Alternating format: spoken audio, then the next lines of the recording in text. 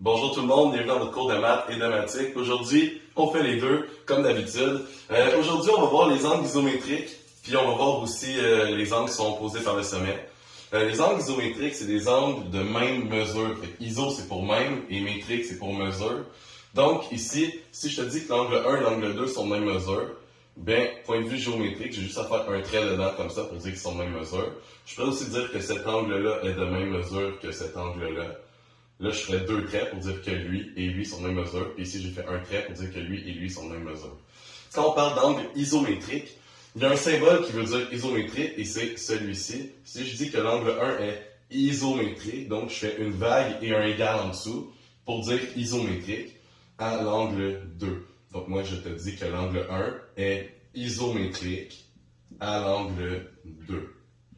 Je pourrais aussi faire un autre exemple avec si j'ai un angle, par exemple, de 30 degrés et que j'ai un autre angle de 30 degrés, bien, je pourrais dire que ces deux angles-là, mettons l'angle 1 et l'angle 2, je pourrais dire que l'angle 1 est isométrique à l'angle 2, encore une fois ici.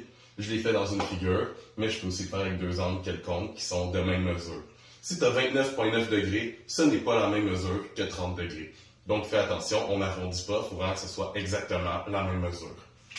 Ça, c'est pour les angles isométriques. Le petit symbole, encore une fois, une vague avec un égal en dessous. Maintenant, on va parler d'angles. Oui, la technologie est à son comble. Les angles opposés par le sommet. Ce qui arrive avec les angles opposés par le sommet, c'est quand on a deux droites séquentes. Donc, par exemple, ici, j'ai deux droites qui se coupent. Et là, les angles opposés par le sommet, donc j'ai mon sommet qui est ici. Mes angles opposés, c'est lui qui est en face de lui ici. Ils sont automatiquement de même mesure. Donc, mon angle 1 est automatiquement de même mesure que mon angle 2.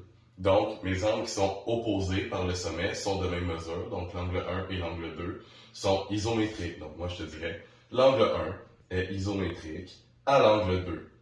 Je pourrais aussi te dire que l'angle 3, ici, est isométrique à l'angle 4.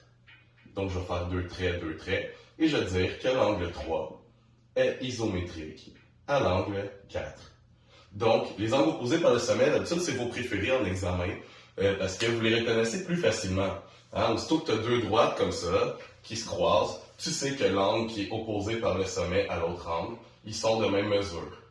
Je peux aussi t'expliquer pourquoi, avec mon super bâton d'hockey. Ici, on reconnaît que j'ai une ligne droite.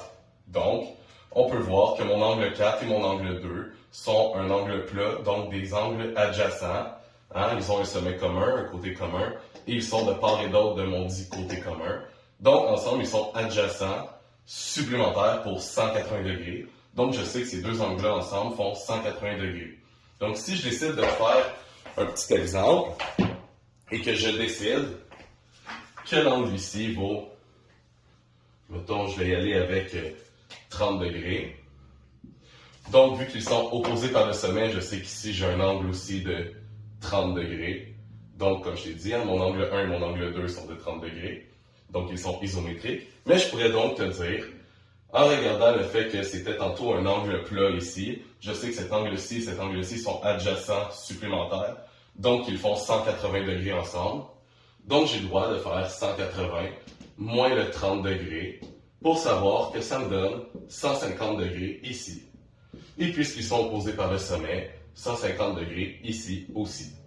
Donc, c'est là qu'on utilise nos angles adjacents supplémentaires qu'on a déjà vus, en sachant que mon angle plat de 180 degrés, les deux angles ensemble font 180 degrés, je retire un des deux et ça me permet de savoir c'est quoi qui reste pour l'autre. Donc voilà le cours sur les angles opposés par le sommet. Je vous souhaite une bonne fin de journée. On se revoit très bientôt. Au revoir.